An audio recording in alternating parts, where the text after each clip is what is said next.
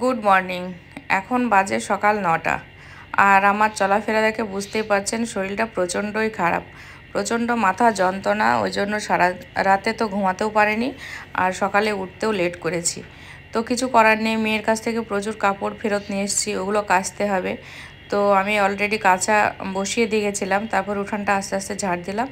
তো সেটা শেয়ার করা হয়নি। কিছু কাপড় ওয়াশে তুলে দিলাম, আর কিছুটা আবার কাচার জন্য দিলাম। তো অনেকগুলো বেড কভার, মানে 3টে মনে হয় বেড কভার মেয়ে ফেরত দিয়েছে, ওগুলো ওয়াশ করে আবার রেখে দেবো। আবার যেদিনকে যাব সেদিন আবার নিয়ে যেতে হবে, তা না হলে আবার তো ওর অসুবিধা হবে। তো বলছিল মা যদি 21 দিন পর আসো, মানে 3 সপ্তাহ পর আসো, তাহলে আমি দরকার হলে একদিন একটা বেডশিট কেচে নেবো, কারণ 1 সপ্তাহের বেশি ও ইউজ করে না। তো চলুন। সকালবেলা উঠে দেখুন এতগুলো কাপড় কেচে নিয়েছি। আজকে 9টার দিকে ঘুম থেকে উঠেছি, প্রচণ্ড মাথায় যন্ত্রণা আর শরীর খারাপ, কারণ ঠান্ডাও লেগে গেছে। কালকে বৃষ্টির জলে ভেজা হয়ে গেছিলো, মানে ছাতা নিয়ে গেছিলাম একটা, তো দুজন তো একটা ছাতার মধ্যে আটছিল না, ওই জন্য একটু ভিজতে হয়েছিল। তো একটু ঠান্ডায় লেগে গেছে। আর এখানে দেখুন এতগুলো কাপড়, আর মেয়ের কাপড়গুলো মেয়ে, মানে 2টো বেডশিট, 2টো পাশ বালিশ, 2টো মাথার বালিশের কভারগুলো মেয়ে ফেরত দিয়েছিল, আর ওই গোলাপি রঙের বেড কভারটাও মেয়ে ফেরত দিয়েছে। তো এগুলো তো কেচে আবার নিয়ে যেতে হবে ওকে, এগুলো আবার কাচা কমপ্লিট করে ভাঁজ টাজ করে এগুলো আবার রেখে দেবো, এগুলো নিয়ে যেতে হবে, কারণ ও কাপড় কাচতে গেলে প্রচুর টাইম নষ্ট করে। ওই জন্য আমি নিয়ে আসি বাড়িতে। 4 সেট বেড কভার দেওয়া আছে, তো 2টো দিয়ে আসি আর 2টো নিয়ে আসি। তো এই হচ্ছে ব্যাপার। আর দেখুন এদিকেও এতগুলো কাপড় আছে, ভিতরে মেলে দিয়েছি কিছুটা। আজকে প্রচুর কাপড়, আর শরীরটা একদমই সঙ্গ দিচ্ছে না, প্রচণ্ড মাথা যন্ত্রণা হচ্ছে, আর গলা বসা, ঠান্ডা, এই মিলিয়ে আছি। তো চলুন, সকালে এখনও কিছু ব্রেকফাস্টে খাইনি, ঘরটা কেবলই ঝাড় দিলাম, সিঁড়ি ঝাড়টা বাদ আছে। তো চলুন আগে সিঁড়িটা ঝাড় দিয়ে কমপ্লিট করে আসি, তারপরে এসে রান্নাঘরে যাব। তো রান্নাঘরের পরিস্থিতিটা একবার শেয়ার করি, খুবই জঘন্য অবস্থা হয়ে আছে। এই দেখুন বেসিনে এতটা থালা বাসন, মেয়ের কাছে নিয়ে যাওয়া হটপটগুলো এখানে রয়েছে, আর কালকে রাতে খাবার খেয়ে এখানে রেখে দিয়েছে। আর মাজা ঘষা, মানে শরীর সঙ্গ দেয়নি, একদমই ক্লান্ত হয়ে গেছিলাম, ওই জন্য আর মাজতে পারিনি আমি। তা না হলে সচরাচর আমি নোংরা করে রাখি না। আর এখানে একটু মাছ নিয়ে এসেছে দেখছি। তো এই তো এখনও ওভেনটা মোছামুছি বাকি, মানে আগে থালা বাসনগুলো মাজবো, ওভেনটা মুছবো, তারপরে রান্নাঘরটা ক্লিন করব। আর সকালে আমি উঠিনি, হাজব্যান্ড আর ছেলে দুজনেই ডিম সিদ্ধ করে খেয়েছে, আর 2টো ডিম সিদ্ধ রেখেছে। তো আমার তো একদমই খেতে ইচ্ছা করছে না, মানে খুবই মাথা ব্যথা করছে। আর এখানে দেখুন লেবু নিয়েছিলাম 2 জায়গা থেকে। তো আমাদের এই সাইডে, মানে রানাঘাটের এই সাইডটাতে লেবু নিয়েছিলাম, এইগুলো 50 টাকায় 11 পিস দিয়েছিল, এই মধুর মতো মিষ্টি এই লেবুগুলো। আর এইগুলো নিয়েছিলাম তারকেশ্বর থেকে। তো এই লেবুগুলো কাঁচা কাঁচা কিন্তু টক আছে, আর এগুলো 10 টাকা করে দিয়েছিল, 50 টাকায় 10টা। তো যাই হোক, এই লেবু মোসাম্বি আমাদের বেশ ভালোই লাগে সবার, ওই জন্য লেবুগুলো নিয়ে আসা হয়েছে। তো আর অন্য কিছু, মানে ট্রেনে সেরকম কিছুই কিনিনি, শুধু এই লেবুই কিনে হয়েছিল। 3টে জিনিস নেওয়া হয়েছিল। এটার উপরে বেগুন পোড়ানো, পটল পোড়ানো খুব সুন্দর হবে, ওই জন্য এটা নেওয়া হয়েছে। এই দেখুন এইভাবে একটু বসিয়ে রাখলে এটার উপরে পটল বেগুন সবটা পোড়ানো যাবে। তো এটা কেমন হয়েছে অবশ্যই কমেন্টে জানাবেন। দেখুন এটা কবে থেকে ইচ্ছে করছিল নেব। তো রুটি শেখার জন্য আমার নেট আছে, এই তো এটা হচ্ছে রুটির, আর এটা হচ্ছে পটল বেগুন, এগুলো মানে পোড়ানো কোনো জিনিসের জন্য এটা খুবই ভালো ব্যবহার হবে।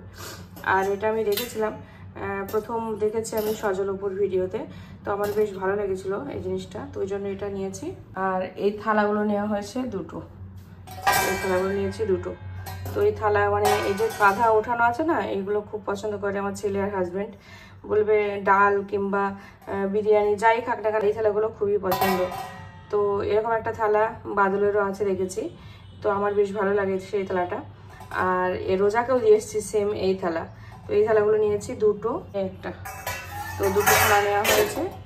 এই তো তো এই তো হচ্ছে বাজার করে নিয়ে এসেছি। ক্যান্টিন আছে, তো ক্যান্টিনের মধ্যে থেকে ছেলে চকলেট পছন্দ করে, ওই জন্য মেয়ে দেখছি চকলেট কিনে রেখে দিয়েছে তোর ভাইয়ের জন্য। তো ভাইকে তো প্রচণ্ডই ভালোবাসে, আর ভাইয়ের সঙ্গে কথা বললেই কান্না শুরু করে। আমাদের সাথে ফোন করলে যেরকম কাঁদে তার থেকে বেশি কাঁদে ওর ভাইয়ের সঙ্গে কথা বললে। তো ভাইয়ের জন্য চকলেটগুলো পাঠিয়েছে, তো একদমই গলে গেছিলো, তো ওই জন্য আমি আবার ফের ডিপে রেখেছি। এই দেখুন ডিপে রেখে দিলে বেশ শক্ত হয়ে গেছে। তো চলুন, এখন ঘর ঝাড় দেওয়া কমপ্লিট হয়ে গেছে, এখন বাইরে ওই সিঁড়ি দিয়ে ঝাড়টা নামিয়ে দিয়ে আসি। তারপরে রান্নাঘর কাজগুলো কমপ্লিট করব।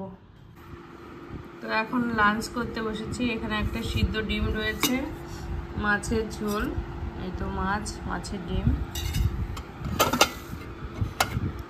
আর এখানে আছে চিকেন।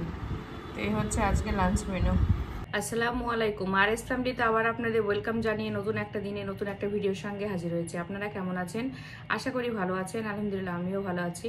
দেখতে যাওয়ার আগের থেকেই অনেক প্রস্তুতি নিয়েছি, অনেক পরিশ্রম করেছি। তারপরে দেখে আসার পর তো প্রচণ্ডই শরীর খারাপ হয়ে গেছিল, মাথা যন্ত্রণা, উঠতেও পারিনি সেরকম, পায়ে পুরো যন্ত্রণায় মানে পা ফেটে যাচ্ছিল, এরকম পরিস্থিতি, মানে এতটা দৌড়াদৌড়ি করেছি।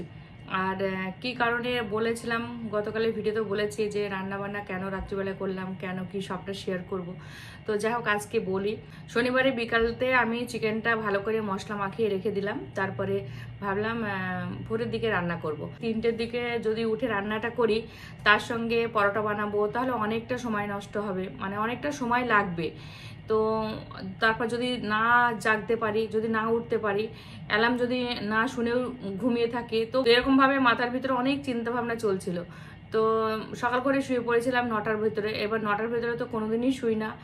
যে সময়টায় আমি ঘুমাই সেই সময়ের ভিতরে যদি না শুই তাহলে তো ঘুমটা আসবে না। ঘুমের সময় চেঞ্জ হলে সেই সময়তে আর ঘুম আসে না। তো যথারীতি আমি 9টার মধ্যে শুয়ে পড়েছি, কিন্তু কিছুতেই আমার ঘুম আসছে না। আর মাথার মধ্যে ওই চিন্তাগুলোই চলছে, না জাগতে পারি, যদি না উঠতে পারি তাহলে তো রান্না করে নিয়ে যেতে পারবো না। মেয়েকে আমি বলেছি নিয়ে যাব রান্না করে, তো সে হয়তো সকালে খাবারও খাবে না, এরকম অনেক রকম ভাবনা চিন্তা আসছে। আর হাজবেন্ড বলছে থাক, না উঠতে পারলেও না রান্না করবা, ওই 3 প্লেট বিরিয়ানি নিয়ে যাব, 3 প্লেট বিরিয়ানি ওদের 3জনকে দেবো, ওরা খাবে। ও অত কষ্ট করে আর রাত জেগে আর রান্না করতে হবে না, নিয়ে যেতে হবে না। তো আমি তারপর দেখছি আমার ঘুম আসছে না। আর আমার ছেলে তো প্রায় প্রতিদিনই রাত 12টা 1টা পর্যন্ত জেগেই থাকে, ও ফোনে গেম টেম দেখে, মুভি দেখে। তো আমি আমার হাজব্যান্ডকে বলছি তাহলে তুমি চলো, তুমি একটু জেগে থাকবা, আমার একটু ভয় ভয় লাগছে, কারণ এত রাতে তো রান্না করি না সচরাচর, কোনোদিনই রান্না হয় রাত্রিবেলা তো ভালো হয়ই না, শুধু রুটি হয়তো বানালে বানায়, তাছাড়া তো সে তো সন্ধ্যার দিকে হয়ে যায়, 12টার দিকে তো কোনোদিনই তো রান্না করিনি। তো তারপরে বলছে কি আমি পারবো না যেতে। তারপরে আমি কি করলাম, উঠলাম, উঠে আমার ছেলেকে বলছি তুই জাগা আছিস? বলছে কি হ্যাঁ বলো কি হয়েছে। আমি বলছি কি তুই জেগে থাক, আমি রুটি আর মানে পরোটা আর মাংসটা আমি রান্না করব এখনই। বলছি মাথা খারাপ হয়ে গেছে তোমার? আমি বলছি না না মাথা খারাপ হয়নি, আমার ঘুম আসছে না। আর তখন বাজে হচ্ছে মনে হয় ওই 11:30 মতো এরকম। তো আমি বলছি আমার ঘুম আসছে না। আর এখন না আসাতে যদি 1টা 2টোর সময় যদি ঘুম আসে তাহলে কিন্তু আর আমি জাগতে পারবো না, তাহলে আর রান্না করে নিয়ে যাওয়া হবে না। বলছে তাহলে ঠিক আছে করো। আর ও জেগেই আছে। এবার দুটো ঘরে দুজন আছে, এসি চলছে ঘরে, ও ঘরে এসি চলছে, দরজা জানলা সবই বন্ধ। আমি ভাবছি যদি আমি ডাকি তবুও শুনতে পাবে না ওরা, যদি আমার ভয় করে, তো একটু ভয় ভয় করছিল। তো যাই হোক আমি রান্না কমপ্লিট করলাম, তারপর ছেলেকে ডাকছি 12:30টার সময়। বলছি কি তুই খাবি? আয় গরম গরম চিকেন কষা আয় খা, আর পরোটা। আর ওর খুবই পছন্দ খাবার ওটা। আর একটু বেশি করে মাখিয়েছিলাম যাতে ওকে পরের দিন ও খাবার করে রেখে যাব, ওটা খেয়ে ও সকালটা ও কাটাবে। আর ভেবেছিলাম দুপুরে হয়তো বিরিয়ানি আনবে। তো যাই হোক ও দেখছে বিরিয়ানি আনেনি, ওই পরোটা খেয়ে ও দিন কাটিয়েছে। বেশ 4টে পরোটা খেলো, একটু বেশ অনেকটুকু চিকেন কষা খেলো, অনেকটা চিকেন আনা হয়েছিল। তো খাওয়া দাওয়া করলো। আমার একটুকু ইচ্ছা করেনি যে মুখে দিই, আমার একটুকু খেতে ইচ্ছা করেনি আমি না খাওয়া, মানে পরোটা বানাচ্ছি কি চিকেন কষা বানাচ্ছি, কিন্তু একটুকু আমার খেতে ইচ্ছে করছে না। শুধু মানে টেনশন আছি যে কালকে দিনটা কিভাবে পার করব, ঠিক টাইমে ট্রেন পাবো তো, সিট পাবো তো, মানে এইগুলো না মাথার মধ্যে আমার চলছে। গরমের মধ্যে রান্না করেছি, আবার বাজে 1টা 30। তো আবার ভাবছি গোসল করে একেবারে গোসল করিনি, কারণ ভোরবেলায় উঠে গোসল করতে আর সময় লেগে যাবে। তো সেই 2টোর সময়তে আমি গোসল করলাম, গোসল করে তারপরে ঘরে এসে ঘুমাই। তো 2 ঘন্টা মতো মনে হয় ঘুমিয়েছি। তারপরে 4:30 2.5 ঘন্টা মতো মনে হয়, 4:30টার দিকে উঠে নামাজ পড়ে তারপরে বেরিয়ে পড়েছি। তো যাই হোক যথারীতি আমরা পৌঁছে গেছিলাম। আর মানে আল্লাহর কাছে হাজার শুক্রিয়া যে আমরা এরকমভাবে আমি সুযোগ সুবিধা কোনো সময়তেই পাইনি। ট্রেনে বাসে আমি প্রায় যাই, ট্রেনে কলকাতা যাই আমার ডাক্তার দেখাতে, কোনো সময়তে আমি সিট পাইনি। তো কি ভাগ্য ভালো আমার, মানে আল্লাহ সহায় আছে। সারা রাত ঘুম নেই, তার উপরে তার আগের দিন দুপুরবেলা খাবার খেয়েছি, তারপরে রাত্রিবেলা কিছু খাওয়া হয়নি, সকালে ঘুম থেকে উঠেও কোনো খাবার খেয়ে যায়নি, একটুকু ইচ্ছাই করলো না যে খেতে, মানে বিশাল টেনশনে থাকলে না আমার খেতে ইচ্ছাও করে না। এই হচ্ছে ব্যাপার। তো তারপরে গেছি, তো বেথুয়া থেকে ট্রেনে চাপলাম, ওখান থেকে একদম ঠিকঠাকভাবে ব্যারাকপুর থেকে ধরেছি অটো থেকে গেছি ঘাটে। তো ঘাট থেকে উঠেই আবার দেখছি মানে খুব দৌড়াদৌড়ি করতে হয়েছে। 9:05 একটা ট্রেন ছিল সারাপুলি থেকে তারকেশ্বর। তো আমরা 8:20 ভিতরে পৌঁছে গেছি ওখানে, মানে ঘাট পার হয়ে চলে গেছি। তারপর আর তো ওই 10টা মিনিট টাইম আছে, 8:30তে একটা ট্রেন ছিল, মানে 8:25 হবে হয়তো। ওইটুকু টাইমের ভিতরে খুব ছুটে গেছি, মানে এতটা ছুটেছি কি বলবো, আমি মানে হাঁপিয়ে গেছি, এতটা কষ্ট হয়েছে। আর আমার হাজব্যান্ডটা কিছু মনেই হচ্ছে না, কারণ উনি সকালে উঠে রোজই তো হাঁটা চলাফেরা করে, ওনার কাছে কিছুই মনেই হয়নি, আর আমার কাছে না খুবই কষ্ট হচ্ছিল। তো যাই হোক, খুব দৌড়াদৌড়ি করে গিয়ে আমার আগে আমার হাজব্যান্ড ছুটছে, তো আগেই ট্রেনের টিকিট কেটে গিয়ে ট্রেনের মধ্যে দাঁড়ানো, মানে জায়গা পেয়ে গেছে। এবার আমি দৌড়াচ্ছি, মানে আমি জাস্ট ট্রেনে পা দিয়েছি, উঠেছি, আর কেবল তখনই ট্রেনটা ছেড়েছে। তো আর 1 মিনিট হয়তো লেট হলে হয়তো ওই ট্রেনটা পেতাম না, হয়তো আধা ঘন্টা আবার বসে থাকতে হতো। তো যাই হোক, যথারীতি আমার মেয়ে ভেবেছিল আমরা 11টার দিকে পৌঁছাবো, কিন্তু সেখানে আমরা 10টার ভিতরে পৌঁছে গেছি। আর ওই তো চাপাডাঙ্গা থেকে ওই রাস্তাটা প্রচণ্ড খারাপ ছিল আগে, এখন অনেকটা ভালো হয়ে গেছে, মানে রাস্তা মেরামত চলছিল সেই রোজার মাস থেকে। তো অনেকটা মানে 2-1 জায়গাতে একটু খারাপ আছে, তাছাড়া পুরো রাস্তা একদম খুবই সুন্দর। ওই জন্য খুব তাড়াতাড়ি বাসে আমাদের নামিয়েও দিয়েছে, আর একটু মানে লেট কমই হয়েছে। ভিড় ছিল প্রচুর, বাসের মধ্যেও প্রচুর ভিড়, কিন্তু আমার আগে আমার হাজবেন্ড গিয়ে উঠেছে, তো কেবিনের সিটটা পেয়েছিল, তো যাই হোক জায়গাও পেয়েছিলাম বসার। তো যাই হোক, তারপরে মেয়ের কাছে পৌঁছালাম। তো আমরা মেয়ের কাছে যাওয়ার পর আমরা ওখানে মাইকে বললাম যে এরকম নাম, এই ক্লাস। তো প্রায় 20 মিনিট দাঁড়ানো, মেয়ে আর আসে না, টেনশন হচ্ছে এখনো কেন আসছে না, কারণ যতটা সময় নষ্ট হবে ওদিকে তো আমাদের আবার ফিরতে হবে। তো যাই হোক, 20 মিনিট প্রায় আধা ঘন্টার কাছেই তারপর দেখছি মেয়ে আসলো। তো এসে তো কান্নাকাটি শুরু করে দিল। ওই তো দেখেই মানে ও যে এত ইমোশনাল হয়ে পড়ে কি বলবো, খুবই কান্নাকাটি করছিল। তারপরে আর আমি ক্যামেরা অন করতে পারিনি, তারপরে দেখলাম আগে খাইয়ে দিই, তা না হলে কিন্তু আরও খাবারটাও আর খাবে না।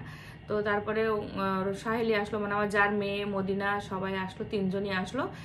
আর সে কি ভিড়, মনে হচ্ছে মেলাতে অতটা লোক থাকে না। প্রতিটা ক্লাসের কিন্তু আলাদা আলাদা ডেট আছে যাওয়ার, কিন্তু ওই দিন আমার মনে হয় 11-12 দুটো ছিল, হয়তো কি ক্লাস 8 বাদ ছিল। তো যাই হোক, এরকম কিছু ছিল, কোন কোন ক্লাসে দেখার ডেট ছিল গার্জেনের।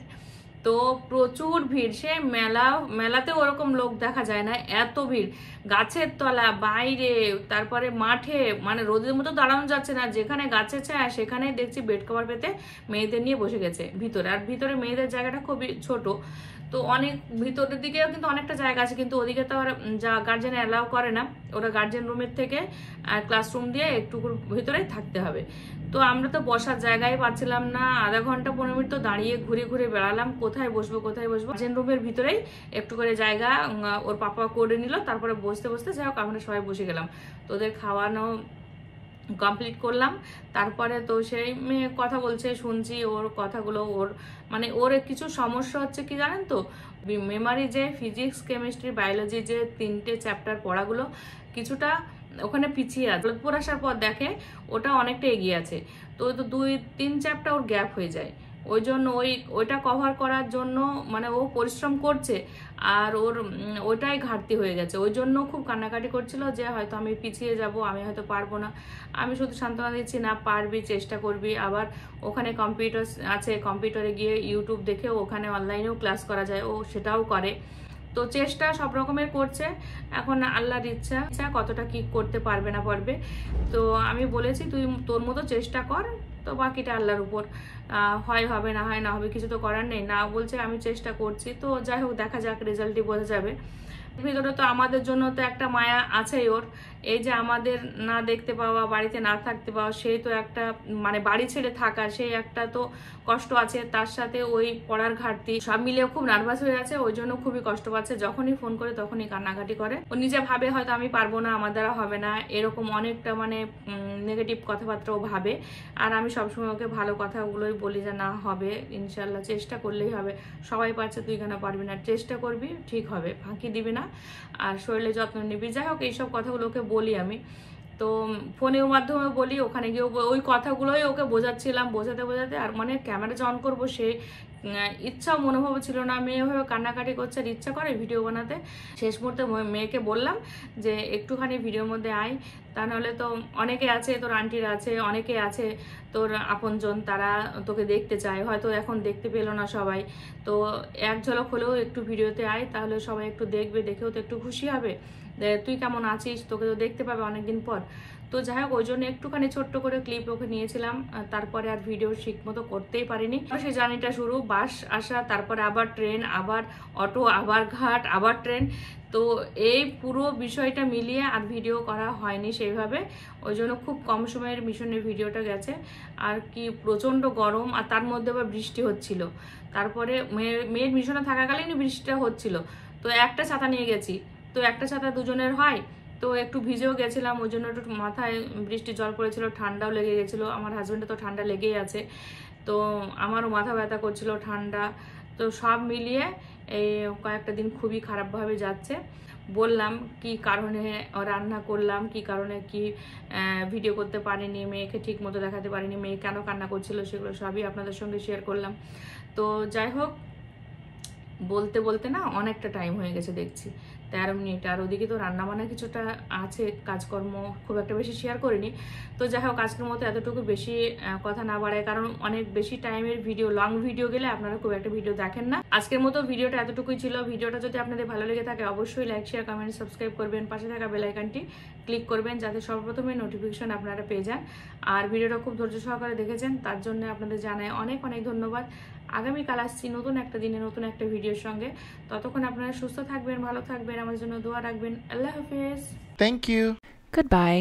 Allah Hafiz.